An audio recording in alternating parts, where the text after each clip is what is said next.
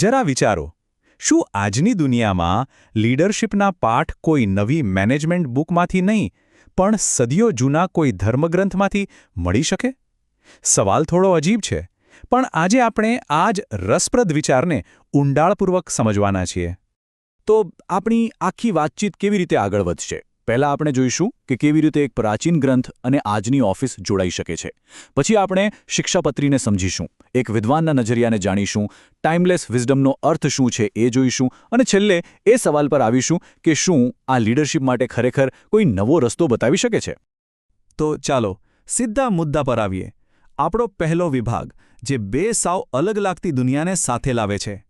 જુઓ, એક બાજુ છે 19મી સદીનો એક ધાર્મિક ગ્રંથ, જે નૈતિકતા અને આધ્યાત્મિકતાની વાત કરે છે, અને બીજી બાજુ છે 21મી સદીની ફાસ્ટ પેસ્ડ કોર્પોરેટ સ્ટ્રેટેજી, જ્યાં બધું જ સ્પીડ, કોમ્પિટિશન અને પ્રોફિટની આસપાસ ફરે છે. આમ જુઓ તો બંને વચ્ચે જમીન આસમાનનો ફરક લાગે નહીં? પણ અસલી સવાલ તો એ છે, શું સદીઓ જૂના નૈતિક નિયમોનો કોઈ ગ્રંથ આજના કોર્પોરેટ વર્લ્ડમાં કોઈ ટીમને લીડ કરવામાં ખરેખર મદદ કરી શકે? આ એ જ સવાલ છે જે એક વિદ્વાનના સંશોધનનું કેન્દ્ર બન્યો, અને જેના પર આપણે આજે વાત કરવાના છીએ. તો આ બધા વિચારના મૂળમાં જે ગ્રંથ છે, ચાલો એને સમજીએ. આ જ્ઞાનનો સ્ત્રોત આખરે છે શું? તો શિક્ષાપત્રી શું છે? એકદમ સાદી ભાષામાં કહીએ તો એ અનુયાયીઓ માટે નૈતિક અને સામાજિક રીતે કેવું વર્તન કરવું એના નિયમોનો એક સંગ્રહ છે. મતલબ કે જીવન કેવી રીતે જીવવું એની એક ગાઈડબુક જેવું. પણ અહીંયા જ એક મોટો સવાલ ઊભો થાય છે.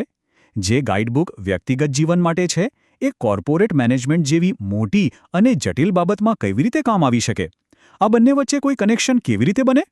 અને બસ અહીંથી જ વાત રસપ્રદ બને છે, કારણ કે અહીં એક એવા વિદ્વાનની એન્ટ્રી થાય છે જે આ બે દુનિયાને જોડવાનું કામ કરે છે, એક બ્રિજ બનાવે છે. અને આ સેતુ બનાવનાર વ્યક્તિ છે ડૉક્ટર મનીષ ચાવડા.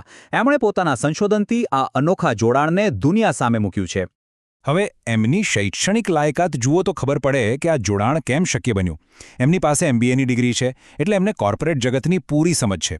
પણ સાથે જ એમણે PhD પણ કરેલી છે, જે એમને ધર્મગ્રંથોનું ઊંડાણપૂર્વક વિશ્લેષણ કરવાની દ્રષ્ટિ આપે છે. એટલે કે એક તરફ બિઝનેસની સમજ અને બીજી તરફ શાસ્ત્રોનો અભ્યાસ. આ કોમ્બિનેશન જબરદસ્ત છે. ચાલો હવે જે મુખ્ય વિચાર છે, ટાઈમલેસ વિઝડમ, એને જરા છૂટો પાડીને સમજીએ કે આ આખી વાતને જોડે છે કેવી રીતે. તો પહેલો શબ્દ છે ટાઈમલેસ, એટલે કે કાલાતીત. આનો મતલબ એવો થાય કે અમુક સિદ્ધાંતો સમયની સાથે બદલાતા નથી. જેમ કે શિક્ષાપત્રીનો એક સિદ્ધાંત છે, ક્યારેય જાણી જોઈને કોઈ જીવને દુઃખ ન આપવું. હવે આ વાત સદીઓ પહેલાં જેટલી સાચી હતી, આજે પણ એટલી જ સાચી છે નહીં? અને પછી આવે છે મેનેજમેન્ટ વિઝડમ.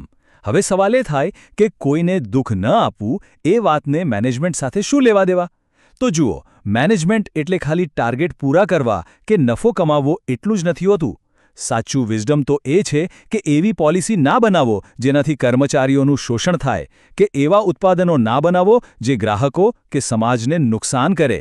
આ જ તો છે સાચું શાણપણ. તો આખી વાતનો સાર શું છે? ડૉક્ટર ચાવડાનું કામ એકદમ સરળ ફોર્મ્યુલા રજૂ કરે છે. પહેલું, એ એક પ્રાચીન ગ્રંથ લે છે, શિક્ષાપત્રી. બીજું, એને આજના મેનેજમેન્ટના સંદર્ભમાં મૂકે છે. અને ત્રીજું, આ બંનેને જોડે છે ટાઈમલેસ વિઝડમના સિદ્ધાંતથી. ખરેખર આ એકદમ અલગ અને પાવરફુલ દૃષ્ટિકોણ છે. આ બધી ચર્ચા આપણને એક અંતિમ પ્રસ્તાવ તરફ લઈ જાય છે. તો આ બધા પરથી આપણે કયા નિષ્કર્ષ પર પહોંચી શકીએ? જુઓ, અહીંયા વાત એવી બિલકુલ નથી કે ઓલ્ડ ઇઝ ગોલ્ડ, કે જૂનું બધું જ સારું.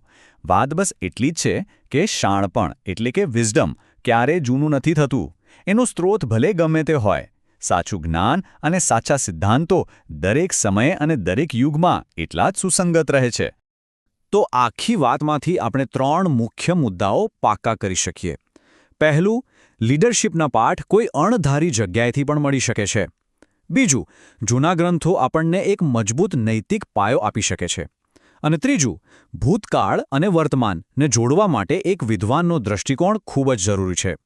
અને છેલ્લે એક વિચાર સાથે આપણે આ વાતને પૂરી કરીએ.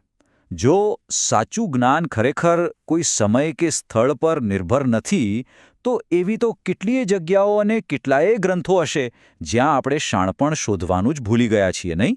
વિચારવા જેવી વાત છે.